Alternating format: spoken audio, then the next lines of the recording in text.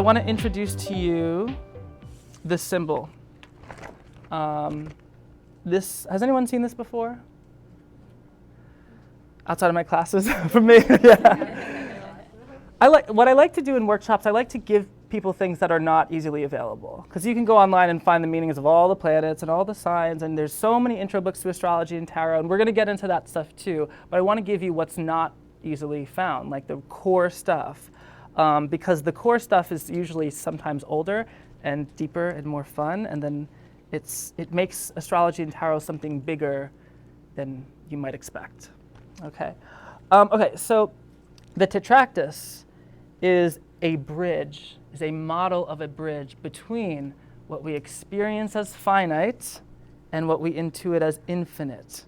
Okay? So it goes from the infinite, and this point up here is like the unitive consciousness, which is all of us, right? We are all one, right?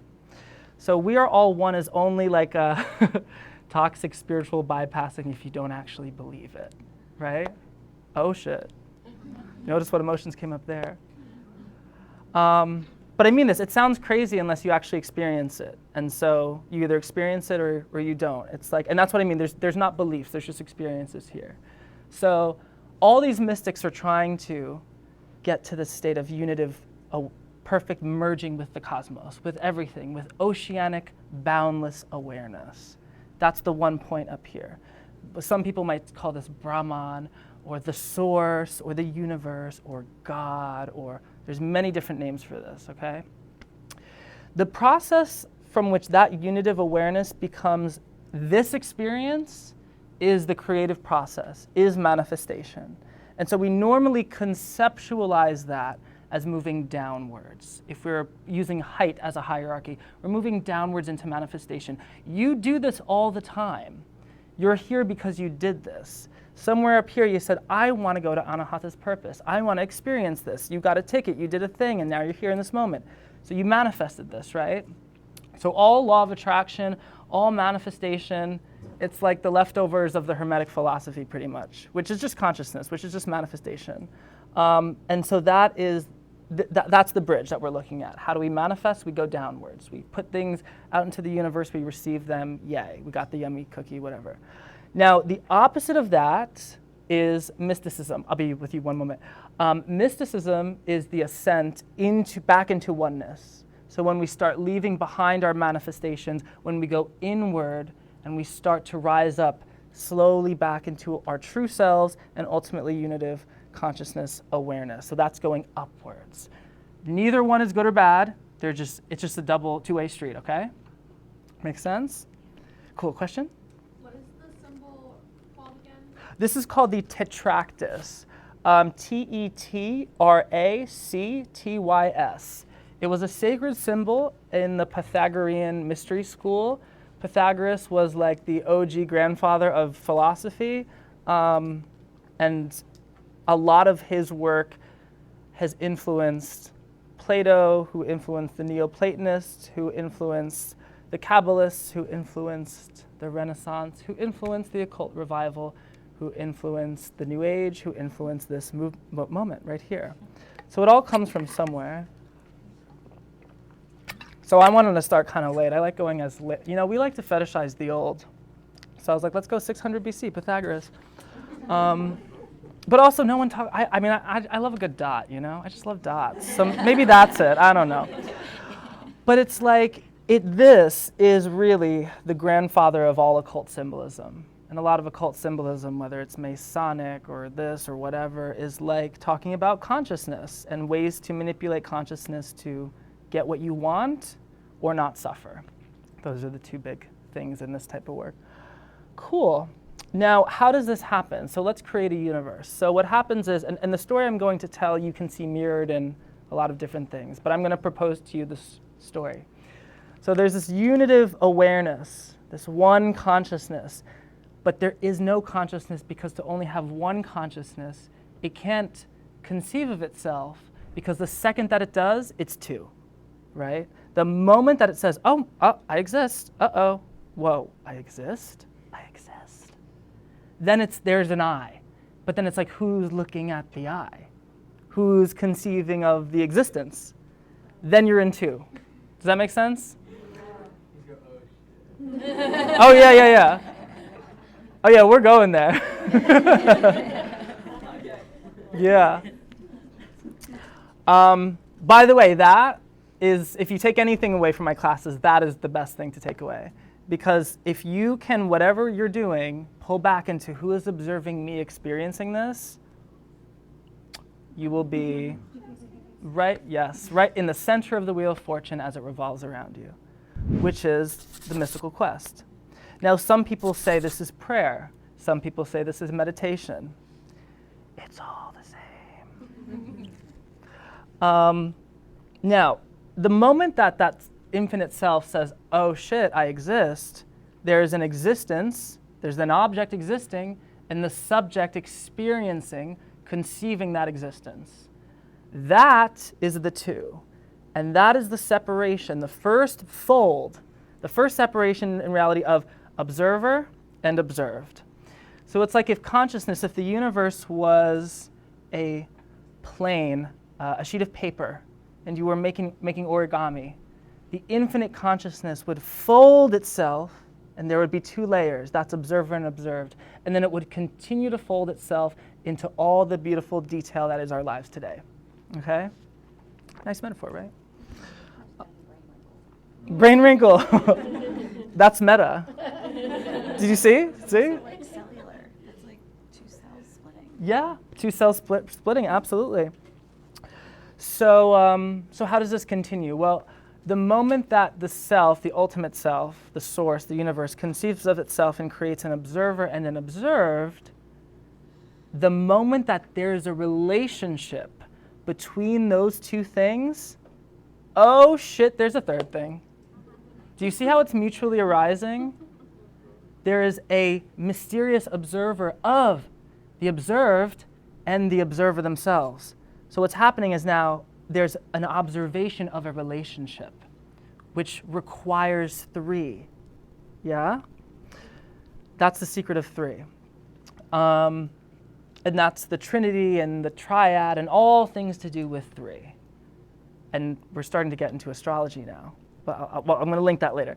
So the 3 is being able to perceive relationship, which is pretty necessary in the universe, yeah? In our lives, but also in like quarks and shit. Like literally just the making up of particles, you gotta have a relationship for them to do their dance and make more complex things. So that's the 3. This is also the introduction of time in a way. Maybe not, I don't know, time and space is up to you. I don't wanna get into that. So 3.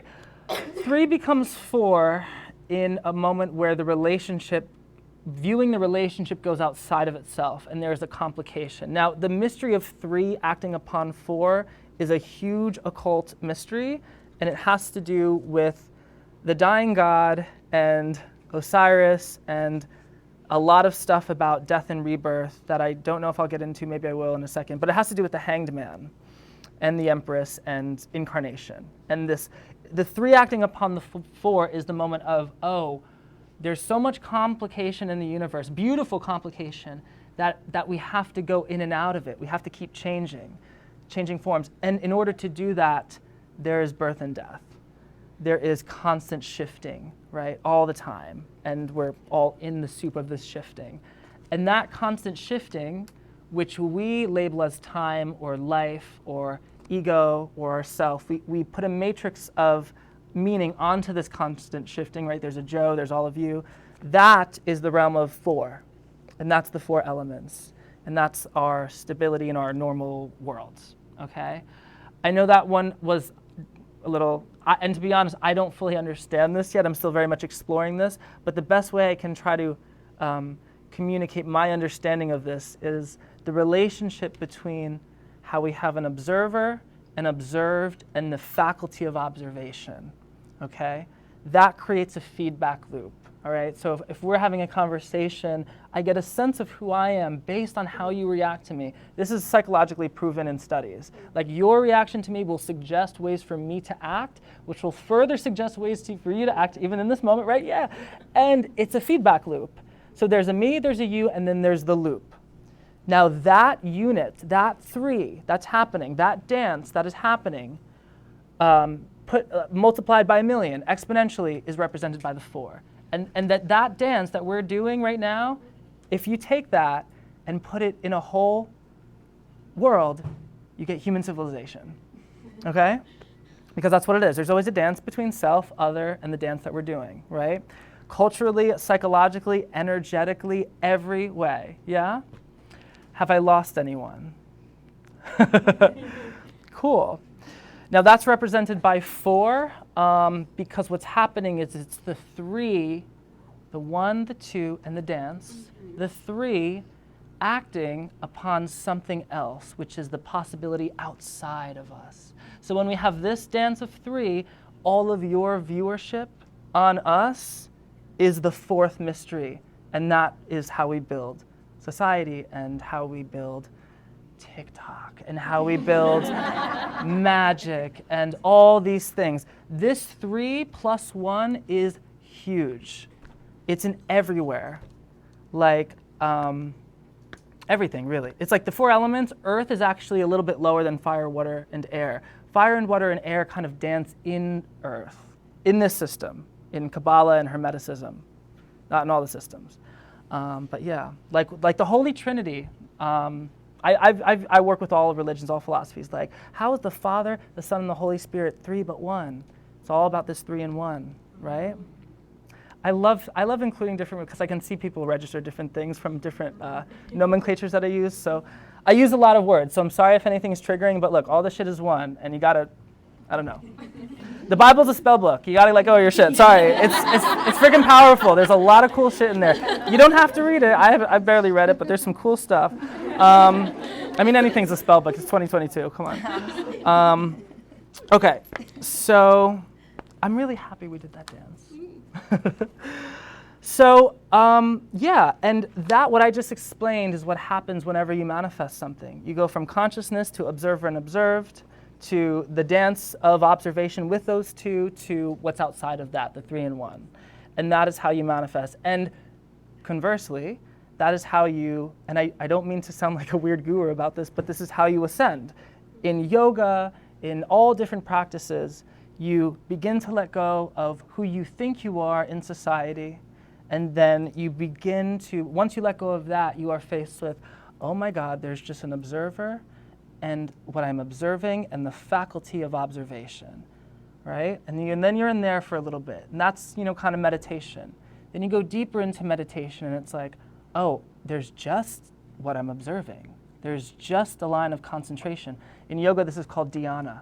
This is when you start to merge with your focal point of concentration, of meditation. And then if you go even deeper, you realize there's no separation between the observer and the observed. There's no separation between subject and object. That separation between subject and object is the hottest take in all mysticism. And it's called, in yoga, it's called samadhi, but it's called Christ consciousness. Not quite grace, but grace is related to it, to use another word. Grace is more the universe coming in and saying, okay, let's go. Yeah, you're ready. Let's do it. But yeah, so that's the ascend. Do we get the two-way highway now? So you want to talk about astrology and tarot now? So where does astrology and tarot come in? It comes in these 2 rows. So astrology, and in some ways tarot, is made up of the numbers 3, 4, 7, and 12. But coming out of 2, but coming out of 1. Which, consciousness, duality. Out of duality comes the triad, the tetrad, the heptad, 7, and then the 12, I don't know, the 12ad, I don't know what that one would be. So how does that work? Well, in astrology, there is, where do we want to go next? Astrology concerns the world of time and incarnation. The system is based on 3 acting upon 4. So 3, in astrology, there are 3 modes. Does anyone know the modes? Cardinal, mutable, and fixed. Yes, there's cardinal, mutable, and fixed. Now these modes are comparable to the 3 gunas in the Bhagavad Gita in Indian philosophy. The 3 gunas are 3 energies. There's the initiating, powerful, high fiery. There's the chill, mediating, airy energy. And then there's the more chill, like Netflix and chill, watery energy on the bottom, right? Yeah, I like that one too. So these three modes are how everything is created. It's also the three elements, fire, air, and water. And yeah, it's a wheel. And those three, which is also, by the way, the subject, the object, and the faculty of observation. Yeah, fire, water, air, between us both. That's a big one. That's a meditation in itself. That is running on one loop, okay? The three modes. We got three modes. Then there's four elements. And does anyone not know? If you know what the four elements are, throw your hands up. Anyone not know what the four elements are? Cool. The four elements are fire, water, air, and earth, and they stem from early philosophers like Empedocles, maybe before that, and they were pretty much like, oh yeah, the world's made up of these four elements, but they have grown in meaning, and they have grown in magical, mythological, psycho-spiritual usage. But the four elements are our four seasons, four legs on a table, four directions, lots of four things that relate to our earthly experience. So the three modes of astrology acting upon the four elements create the 12 signs of the zodiac. So why did the ancients look at the sky and say, oh, there's 12? Well, you could numerologically connect it to the sun and 360, and that's a cool thing. Or you could just say, oh, the three acting upon the four. Simple. Yeah. Now, that's 3 times 4. Now, when you add 3 and 4, you get 7. And 7 is the number of the classical planets. So I believe that the classical planets were partly used because they were visible in the sky. And there were connections drawn to the classical planets are like the visible ones before we discovered those extra guys. And I believe that the classical ones were used to build a relationship between what was happening in the world of time to societies and tribes and different things. But more deeply, they were used to kind of express or relate to aspects of our psyche, aspects of what's in here. Because if we know anything from the duality, the observed and the observer are actually the same thing. So I would propose, and you don't have to propose this, but I would say that the stars in the sky, including our relationship to them, exist in here.